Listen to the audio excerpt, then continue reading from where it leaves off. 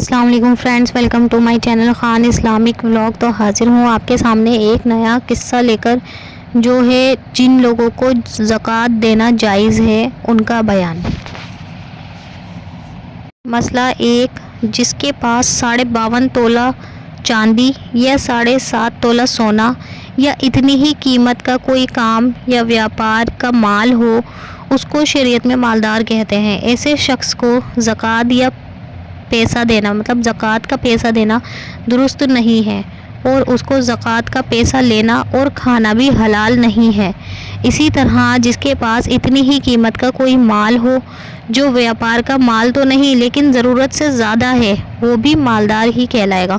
ایسے شخص کو بھی زکوٰۃ کا پیسہ دینا درست نہیں ہے، چاہے خود اس قسم کے مالدار پر زکوٰۃ واجب نہ ہو۔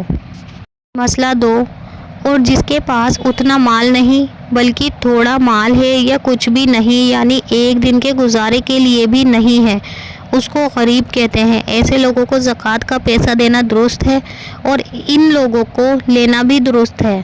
مسئلہ 3، بڑی بڑی دیگیں اور بڑے بڑے فرش فروش اور شامیانے، جن کی سالوں میں ایک آدھ بار ہی کہیں شادی بیاہ میں ضرورت پڑتی ہے اور روز روز ان کی ضرورت نہیں پڑتی، وہ ضروری سامانوں میں داخل نہیں ہے۔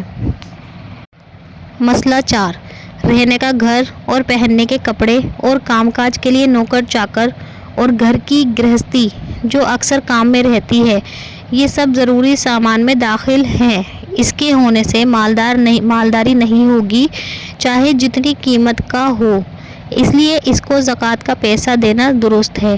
اسی طرح پڑھے ہوئے آدمی کے پاس اس کی سمجھ اور برتاؤ کی کتابیں بھی ضروری سامان میں داخل ہیں۔ مسئلہ 5، کسی کے پاس 10-5 مکان ہیں جن کو کرائے پر انہوں نے دے رکھا ہے اور اس کی آمدنی سے گزر کرتے ہیں، یا ایک آدھ اس کے ہیں جس کی آمدنی آتی ہے، اس کے بال بچے اور گھر میں کھانے پینے والے اتنے زیادہ ہیں کہ اچھی طرح بسر نہیں ہوتا اور تنگی رہتی ہے، اور اس کے پاس کوئی ایسا مال بھی نہیں جس پر زکوٰۃ واجب ہو، تو ایسے شخص کو بھی زکوٰۃ کا پیسہ دینا درست ہے۔ مسئلہ 6، کسی کے پاس 1000 روپے نقد موجود ہیں لیکن وہ پورے 1000 روپے کا یا اس سے بھی زیادہ کا قرض دار ہے، تو اس کو بھی زکوٰۃ کا پیسہ دینا درست ہے۔ اور اگر قرض 1000 روپے سے کم ہو تو دیکھو قرض دے کر کتنے روپے بچتے ہیں، اگر اتنے بچے جتنے میں زکوٰۃ واجب ہوتی ہے تو اس کو زکوٰۃ کا پیسہ دینا درست نہیں، اور اس کے کم بچا تو درست ہے۔ مسئلہ 7، ایک شخص اپنے گھر کا بڑا مالدار ہے لیکن کہیں سفر میں ایسا سنیوگ آیا کہ اس کے پاس کچھ خرچہ نہیں رہا، سارا مال چوری ہو گیا یا کوئی اور وجہ سے ایسی ہوئی کہ اب گھر تک پہنچنے کا بھی خرچ نہیں ہو رہا ہے، اس کے پاس پیسہ ویسا کچھ نہیں بچا، ایسے شخص کو بھی زکوٰۃ کا پیسہ دینا درست ہے۔